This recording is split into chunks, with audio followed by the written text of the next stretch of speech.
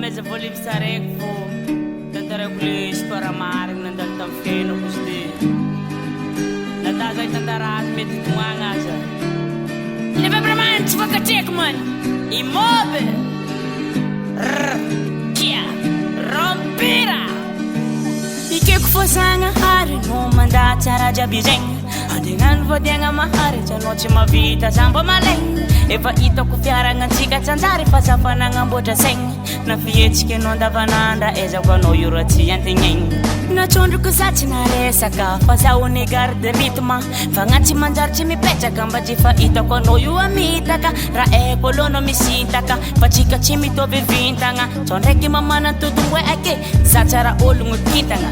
lalagna na mbola lava ninao atokisako mbola tsy totoiza lalagna anao fa za fa masaka mifantafatsiagna bo ifagnia aminay lehilahy anao zay ty tsy mahay trotraka fa narô viaviko mantorantoraka ty mpanamanavo izy kofa be votraka koa vitaminako nizigny aleny misaraka mba tsisy fagnamietsigny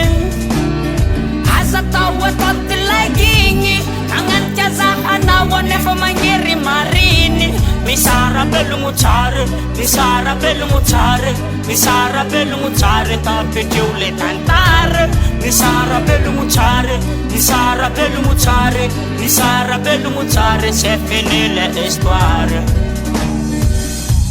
azamavoa ovony angady agnaty manjara fa hitaka izy gnandalagna vady magnano izy alefoka nitefatany na hoe zany karate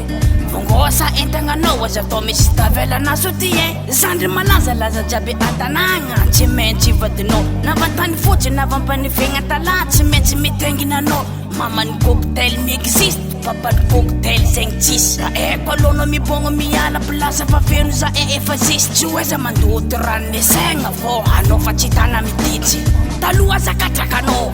fa za zao fa nin'olo ave tsy fagnia menele jirany maalagna mifody fekararataky aleo atsika misarake tsika fa tsanjare manambady vatagna manafo tsy manambady fagnahe jery tsy manjary raha fanapagna aleo misaraka tapokatady koa vitaminako nizigny aleny misaraka mba tsisy fagnamiatsigny aza tao atao ty lagigny agnatika zahanao anefa magnery mariny misara belogno tsara misara belogno tsara misara belogno tsara tapekeo le tantara misara belogno tsara misara belogno tsara misara belogno tsara c'est fini la histoire